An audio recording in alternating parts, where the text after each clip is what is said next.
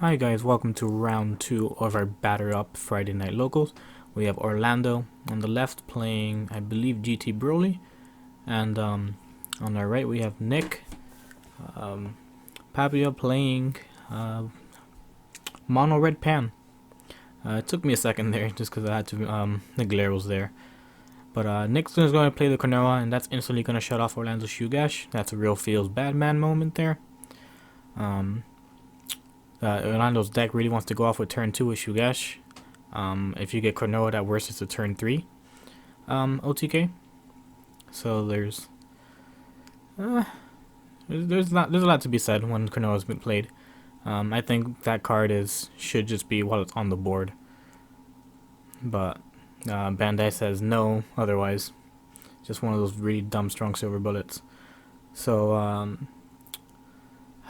alright, here he's going to charge and just play the Europal Yamcha. Yamcha's going to get that 5k boost because of Pan. That's going to be 20 to lead. And here he's just going to get to add an Earthling to his hand. He's going to just go ahead and grab that 1-drop Trunks. Another one of those powerful Earthling cards. I always love watching Mono Red Pan play. That's its playstyle alone, the way it nets its advantage, you know. The deck is very controlled, and it can play really aggro at the time, and having access to Chaintalk Zeno, one of the most, probably one of the strongest plays in the game you can possibly do. So here he's going to attack with lead, and he's going to combo out the 2-drop Trunks, and that's going to force Orlando to 4 life early. So he's really keeping up the pressure there, you know. Now that Orlando's at 4 life, he can... what is it? He can awaken now, but the thing is, he still needs one more turn because, you know, he does. You can see it in his hand. He does have the Shugash, and if that Konoha never was played turn 1, Orlando could honestly threaten lethal here, and that's just insane to me. So Orlando here is gonna play his own Konoha. He's gonna just try to draw out cards and really, you know, dig through for the combo. So he plays the 1-drop GT, and that's gonna be able to grab him Son Goku GT, and he's actually gonna go ahead and grab the 1-drop again. That's interesting, not grabbing the triple flash there. And he might already have a triple flash in hand. Who knows? But just opting just not to grab it. So he really wants to dig for that 3-drop. That's gonna let him really pop off. So here he's gonna awaken to untap, lead into could possibly the Yamcha, and he does end up drawing it to the 3-drop, and I do believe he does have the triple flash in hand. So here he's gonna make sure that Yamcha's dead, and that's gonna be 30 to Yamcha. I don't see a world where Nick wants to try to keep that alive, so he is gonna go ahead and pass over to Nick here. And I know Orlando's in survival mode, but, you know, he could have possibly dropped the 1-drop Trunks again. Alright, so here's another one of those fancy interactions where you can put Pan Auto into pending and resolve the Trunks first. You put one card either on the top or the bottom. If you take the card, you keep it on the top, and then Pan will let you draw a card. So in a sense, you're stacking your deck and guaranteeing, you know, you're gonna know the 2 cards you're gonna bound to get. So yeah, so that would be a 20k Trunks. And here, he's actually going to play the 1k Trunks now. And that 1k Trunks is going to help allow him to self-awaken. And that's going to be a 15k crit that Orlando doesn't want to deal with. And actually, yeah, he's just going to say he's going to go ahead and cold blood us that right away. Doesn't want his opponent to have any more cards, and he doesn't want to deal with the 15k crit, even though he possibly can't out combo it. I do see that Goku Super combo in his hand. So now he's gonna go 20 into lead, and let's see if he wants to combo out. Chooses not to combo, so Orlando can just use his 1 super combo, and that's it. You know, that's because that's 20 to 25, and. So Nick does have the Zeno in his hand. So if he ever gets that chain attack, he's going to be in a bad spot. Well, Orlando's going to be in a bad spot if he gets resolve it. So alright, let's see what Orlando plans to do here. He does have 3 energy. He doesn't have the luxury to play the 3-drop Goku GT and then awaken to untap 2. So that's going to put his combo off by another turn, giving Nick more chances. And alright, so here Orlando goes lead into lead, drawing a card. And he's really just going to dig for those options. You know, he does have a couple bad rings. And let's see.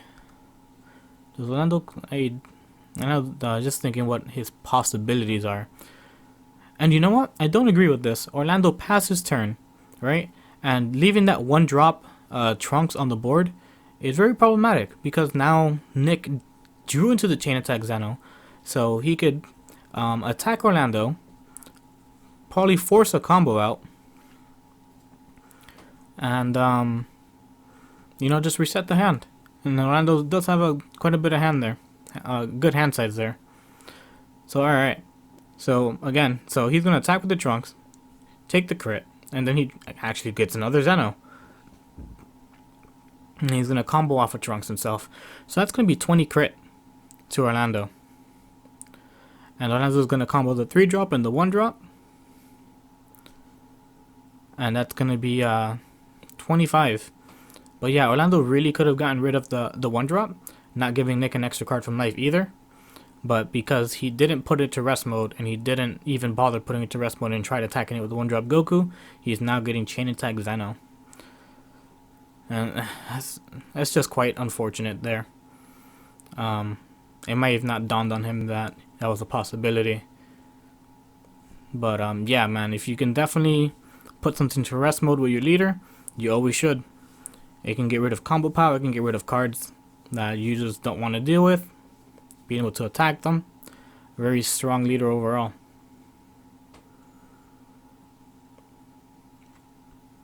Alright, so if you guys don't know the interaction by now between chain attack Zeno and Pan, if it's awakened, you play the chain attack and then the Pan auto would trigger.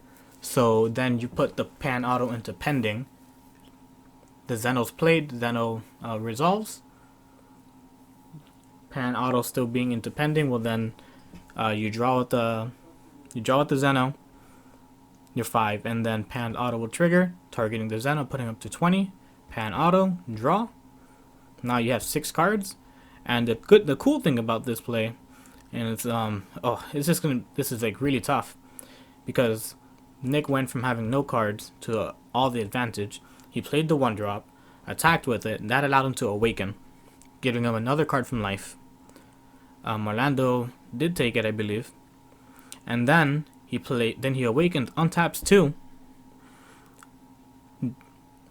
plays the Yamcha, draws a card, attacks, gets to add a card, and then he still has his leader attack. So he went from Zenoing to only potentially supposed to having 6 cards to a pretty decent hand size all of a sudden.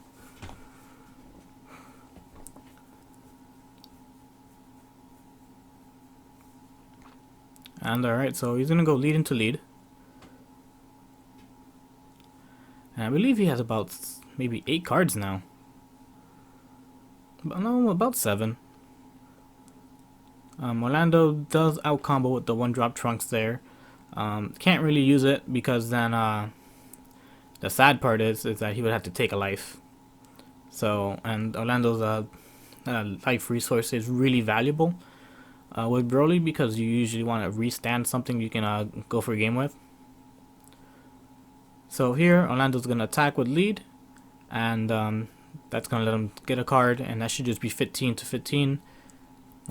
Nick out here out comboing with the 1-drop Trunks. Orlando's grabbing successor. I'm not too sure if he'll actually play the Bardock, and look at that, he has another successor. So like his chain attack Zeno, the reset really hurt him.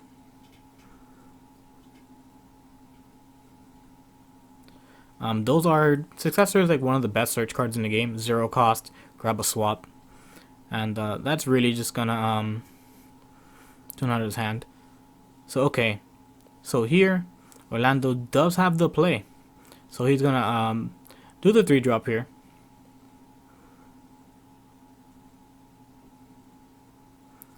And he just taps 1, goes into the triple flash.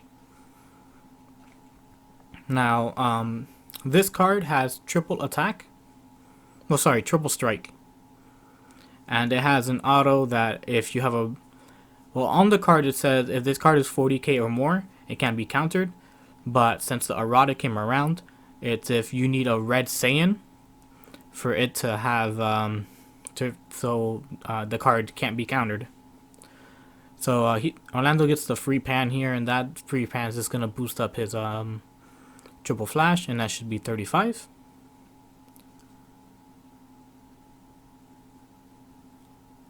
And what else does Orlando have in hand? I can't really tell at the moment.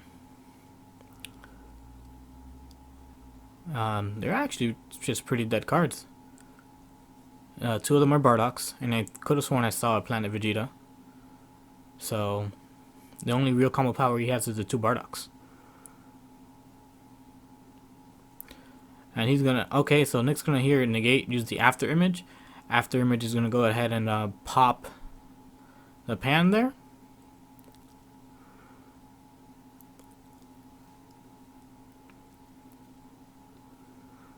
And let's see, after image I believe it's plus 40, so that's 55 to Orlando's 35.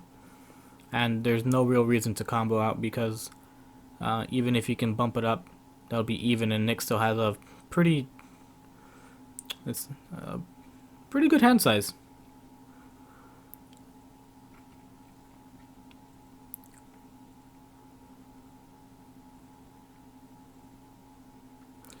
What can Orlando possibly do with 3 cards in hand, and 2 of them, yeah, 2 of them being Bardock and 1 of them being Planet Vegeta? He could restand his triple flash and get attack, but that's a pretty bad idea, because then Nick takes it and then he goes to 3 life, and in doing so, if he goes to 3 life, well actually 1 life, he'll have 3 extra cards to play with, you know, and he'll be at 5 energy, so that's like, it's pretty scary if you were to give your opponent an extra card at that point, because not only does he get his leader draw, he'll have draw for turn, so he'll have 5 extra cards to potentially game you with. And Orlando's hand size is really small, so if Nick just goes off and drops, let's say, a foreseeing hit, it could be really devastating.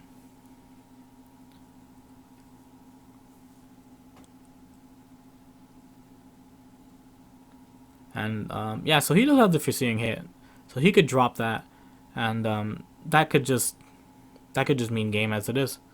So yeah, he's gonna do just that. And Orlando with actually 3 Bardocks and 2 Planet Vegetas, and that's GG's to Nick there. Really interesting game. Konoha just being that good of a silver bullet into the game. Alright guys, tune in for next video.